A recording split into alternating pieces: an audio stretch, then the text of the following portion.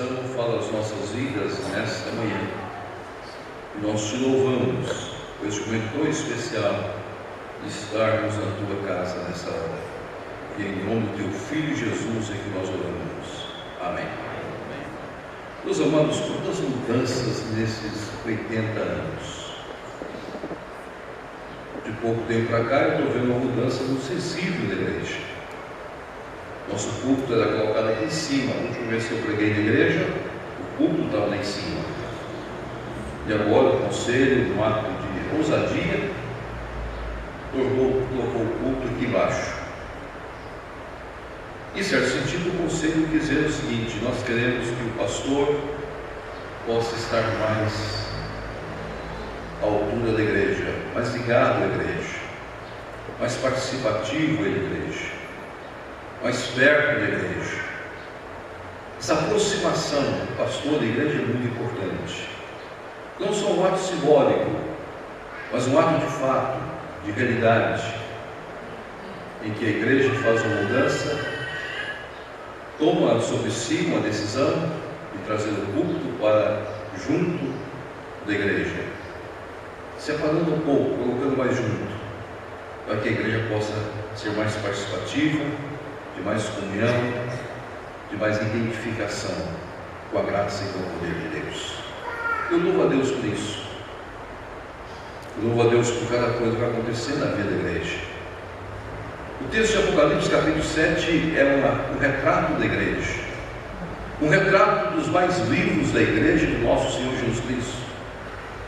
Mesmo que nós procuremos nesse texto encontrar números que possam significar alguma coisa para nós, é bom que inicialmente o texto faz uma introdução, trazendo diante de nós dois quadros que são de grande importância para entendermos a vida da igreja no dia a dia. Para alguns autores, o retrato que nós temos em Apocalipse capítulo 7 é o retrato da igreja triunfante diante do Senhor e o retrato da igreja militante no dia a dia na terra. E depois, quase no voltar de olhos, a igreja volta os seus olhos para o céu, como a igreja novamente triunfante. Quando nós sabemos que na realidade celestial, na realidade do Senhor, não há presente, não há passado, não há futuro, a igreja já está na presença do Senhor. A igreja é triunfante na presença de Deus. Nós vemos o tempo nosso, um tempo passageiro, efêmero. Podemos chegar a 20, 30, 40, 50, 60, 80, 100 anos. Hoje essa igreja completa 100 anos. Não, 80 anos. Ainda falta 20 anos para 100 anos. Quando ela chegar a 100, 120, não importa quantos anos. Esses dois retratos são bem vívidos na vida da igreja. De um lado, a igreja do Senhor Jesus Cristo triunfante. Do outro lado, a igreja militante no dia a dia, aqui que nós vivemos. Novamente, o voltar dos olhos à igreja triunfante na graça do nosso Senhor Jesus Cristo. E quando nós olhamos a igreja triunfante como introdução, nós vamos compreender que há duas imagens muito presentes nesse texto. Há duas perícias muito bem colocadas. A primeira, que Deus tem o controle do mundo nas suas mãos. A linguagem de 4 anjos nos 4 cantos da terra, segurando os ventos, a linguagem bíblica dizer que Deus tem todo o mundo nas suas mãos. Todo o controle do mundo está nas mãos de Deus. Fala Calvino, o ponto central da doutrina calvinista é a soberania de Deus. O Deus soberano sobre todas as coisas. As nações debaixo do poder de Deus. Nada acontece no mundo sem a direção sábia, santa e reta de Deus. E agora, no texto que nós temos em mãos, o Senhor está dizendo: não faça nenhum mal, até que eu possa selar todos que me pertencem. O mundo está no controle do nosso Deus. Deus levanta reis, Deus institui reis. Deus levanta governos, Deus institui governos. A natureza está nas mãos do Senhor. Ele tem o controle sobre a chuva, Ele tem o controle sobre os mares e sobre os rios. Ele tem um controle completo sobre a natureza na qual nós vivemos. Até as intempéries estão nas mãos santas de um Deus santo. Mas tudo em função da igreja. Depois disso, o texto sagrado volta os nossos olhos para aqueles que serão selados. A igreja, do ponto de vista do Senhor, ela é toda selada pelo Espírito Santo de Deus. Este é o selo que nós possuímos, eu e você. Como afirma Efésios capítulo 1, todos nós somos selados pelo nosso Senhor. Dentro do ponto de vista de Deus, nós pregamos o Evangelho para os eleitos de Deus, para aqueles que o Senhor mesmo há de trazer, para aqueles que o Espírito Santo do Senhor, pela misericórdia, pela graça, pela eleição eterna, dentro do projeto eterno de Deus, na eternidade, selou 144 mil. A figura 144 mil é uma figura muito emblemática da Bíblia. Traz a ideia dos 12 tronos, que representam as 12 tribos de Israel, a ideia dos 12 tronos do Novo Testamento, que representa os 12 apóstolos. E os irmãos lembrarem, em Atos capítulo 1, o Espírito Santo só desceu sobre a igreja no momento em que foi recomposto o colégio apostólico. Pedro disse que precisaria ter mais um apóstolo ao lugar de Judas. Foi eleito Matias. Após a eleição de Matias, a descida do Espírito Santo. Agora a igreja estava estabelecida com os 12 apóstolos. Na linguagem de Apocalipse, nós vamos encontrar 24 tronos, representando 12 do velho, 12 do novo. E no texto de Apocalipse 7, nós encontramos 12 vezes 12 vezes 1000, que é o número completo, a igreja completa, selada na presença de Deus. Não no número exato, não é esta a ideia. É que Deus, na sua graça e no seu poder, já tem a igreja toda nas suas mãos. O passado, o presente e o futuro está todo nas mãos de Deus. Então há duas coisas que eu gostaria, de linguagem introdutória, deixar para a igreja nesse instante. Deus tem o controle do mundo nas suas mãos, em favor da sua igreja. Que Deus tem a sua igreja selada pelo Espírito Santo, de acordo com a vontade soberana dele. Agora a imagem muda. Mesmo representando o céu, ela muda. Ela mostra as nações, ela mostra as tribos, ela mostra povos dos mais diferentes lugares que agora estão louvando a Deus. O verso-chave é o verso 9. Depois dessas coisas veio a grande multidão que ninguém podia numerar, de todas as nações, tribos, povos, línguas, em pé diante do Cordeiro. E como que essas nações, essas tribos, esses povos poderão estar em pé diante do Cordeiro, se a igreja não cumprir o seu ministério?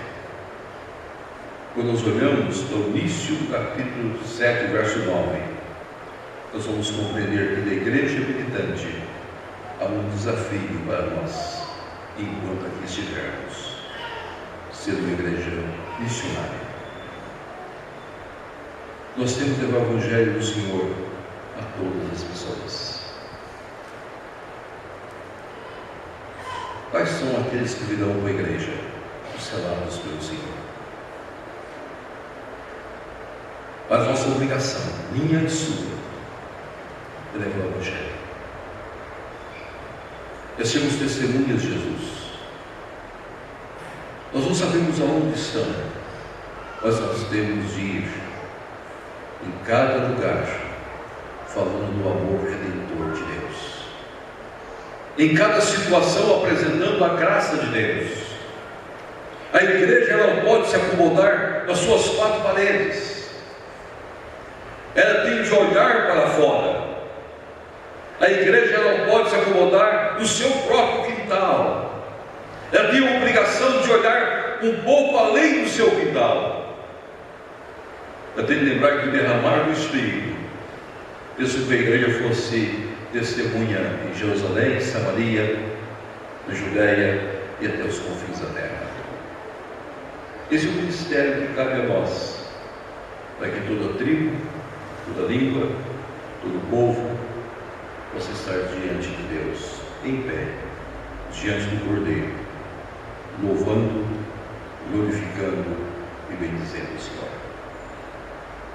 Quando nós olhamos a igreja militante, nós descobrimos que a nossa razão de ser é sermos uma igreja missionária. A partir de onde nós estamos, fazer da nossa profissão missões, fazer da nossa casa campo missionário, fazer da nossa igreja missões, orarmos, intercedermos, trazermos pessoas, falarmos do amor redentor, testemunhar de Jesus a tempo e a fora de tempo, a cada instante das nossas vidas. Nós vamos participar da mesa do Senhor, e nós devemos, ao participarmos da mesa, lembrar do nosso compromisso de anunciar Jesus, testificar de Jesus para todos, de acordo com o plano eterno de Deus. O Senhor mandou que nós fôssemos simplesmente semeadores da palavra. O solo, é Ele que prepara o solo. Os selados de Deus estão no solo fértil. A semente pode cair no caminho, não vai produzir. A semente pode cair no solo rochoso, não vai produzir. A semente pode cair em espinhos, vamos ter a falsa ideia que ela irá produzir, mas não irá sobreviver na árvore. Mas quando a semente cair no solo preparado, os selados de Deus responderão com sim e virão glorificar o Senhor. E no dia final estarão na presença gloriosa de Deus. Mas há outra figura nesse texto, a figura que eles estarão com vestiduras brancas, todos com vestiduras brancas. São esses que vêm da grande tribulação, lavaram suas vestiduras e as alvejaram o sangue do Cordeiro. É outro desafio para a igreja militante, é a igreja que vive em santificação. Não é só uma igreja missionária, não é só missões que nós devemos respirar, nós devemos respirar também a ideia central nossa, que nós somos uma igreja para vivermos uma vida santa. Nós somos chamados por Deus, como afirma 1 Coríntios capítulo 1, para sermos santos. Na linguagem de Pedro, nós devemos ser santos como o nosso Deus é santo. Ser santos como o Senhor é santo. Esse é o desafio nosso no mundo. Vivemos um mundo em que tem tantas indagações, tantas lutas, tantas batalhas, mas a igreja, independente de todas as coisas, teve a sua vida purificada, teve a sua vida lavada, teve as suas vestiduras alvejadas no sangue do Cordeiro. Como é diferente a nossa postura neste mundo que nós vivemos. Como deve ser diferente a nossa ética neste mundo? Vemos um período de muitas religiões. Eu estava vendo que uma das reportagens de alguns dos nossos jornais principais, revistas, nesses dias, trazia uma reportagem dizendo que os homens, neste momento, estão preferindo religião do que o futebol. Fazendo uma comparação que a religião está atraindo muitas pessoas. E as religiões as mais diferentes possíveis. Mas uma das coisas que mais tem me ferido é que é uma religião de acomodação, não uma religião de transformação. É um cristianismo de verniz. Você se torna cristão, se torna evangélico, mas você não tem uma mudança radical de sua vida diante do Cordeiro. A sua roupa não é alvejada, não é lavada. Você não muda o seu comportamento. Hoje nós temos praticamente o mesmo número, o mesmo índice de divorciados que a sociedade possui no seio da igreja. Nós não estamos tendo forças para enfrentar os problemas do dia a dia em nossas vidas, no Evangelho, porque nossas roupas não estão limpas como deveriam estar. Nós temos uma experiência profunda de uma transformação real com o nosso Deus. Nós temos deixado adentrar os nossos lares muitas vezes os mesmos costumes que o mundo em que nós vivemos. É hora da igreja mudar os seus paradigmas, mudar a sua posição e ter coragem de ser igreja neste mundo em que nós vivemos. Não simplesmente carregar o nome evangélico, mas sermos igrejas, para que o dia que nós chegarmos à presença de Deus, nós possamos ouvir a mesma frase: estes são aqueles que as suas roupas foram lavadas no sangue do Cordeiro. Ao participarmos do cálice, nós estaremos lembrando do sangue de Jesus derramado por nós. Nós nascemos de novo. Nós somos nova criatura. Nós temos novo padrão de vida. Nós temos nova ética de vida. Nós temos outra maneira de encarar a vida. Temos outra maneira de relacionar uns com os outros, de tratar os nossos problemas. Agora a nossa visão é diferenciada pela graça de Deus que está em nós. Mas há um terceiro momento nesse texto. Se de um lado o texto afirma que a igreja é composta de tribos, nações, por obra missões da igreja, da visão missionária da igreja, por igreja santificada, o texto afirma que eles têm palmas nas mãos. Eles estão com palmas nas mãos, com palmas nas mãos, clamando em alta voz. A ideia de trazer palmas nas mãos é a ideia de pessoas vitoriosas. Eu gostaria de dizer aos irmãos, a igreja é vitoriosa a despeito das tribulações. A prova está aqui, 80 anos. Muitas lutas.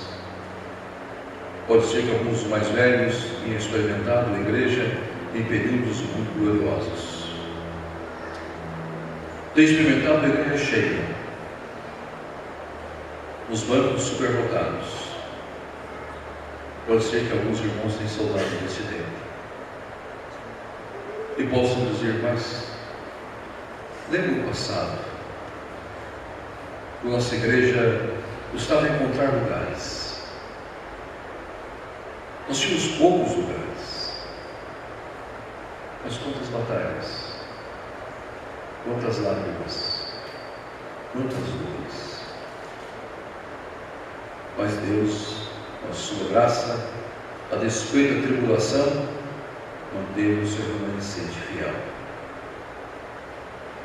E pode fazer desse remanescente uma igreja gloriosa maior, de acordo com a vontade dele.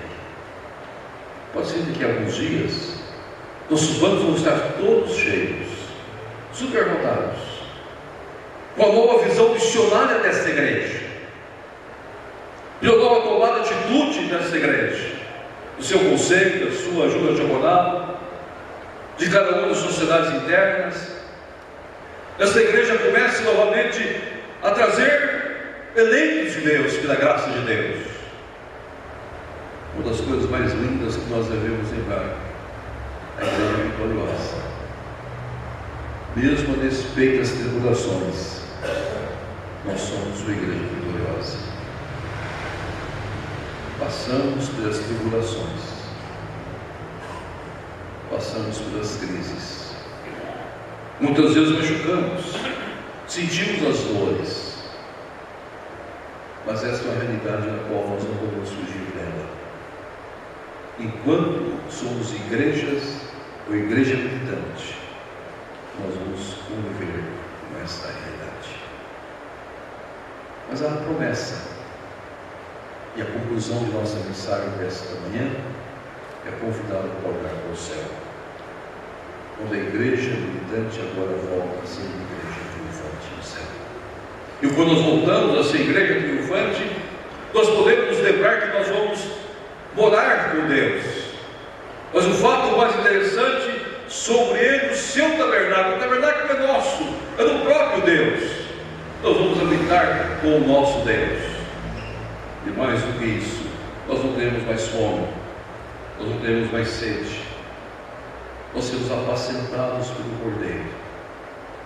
Ele vai nos conduzir na realidade do Salmo 23 por águas tranquilas, o refrigério de alma. E mais do que isso, Ele vai nos guiar às fontes da água da vida, vai enxugar dos nossos olhos todas as lágrimas. Essa realidade vai passar. Por isso que um dia eu e você vamos participar da mesa do Cordeiro lá no céu, como igreja triunfante. O texto descreve como introdução a igreja triunfante, para que nós saibamos em segurança que Deus tem o controle do mundo em favor da igreja, que Deus já tem a igreja nas suas mãos, eleita e gloriosa, porque todos são selados pelo Espírito Santo de Deus. Para que nós entendamos que na igreja militante a nossa função de ser uma igreja missionária, uma igreja santificada e uma igreja que vive e enfrenta tribulações, mas é vitoriosa da graça e do poder de Deus. E que os nossos olhos possam se concluir olhando a eternidade, por sermos apacentados pelo Cordeiro de uma forma definitiva, e os nossos olhos terão as suas lágrimas enxugadas. Nem fome, nem sede estará sobre nós, porque nos habitaremos com Deus para todos sempre. Amém.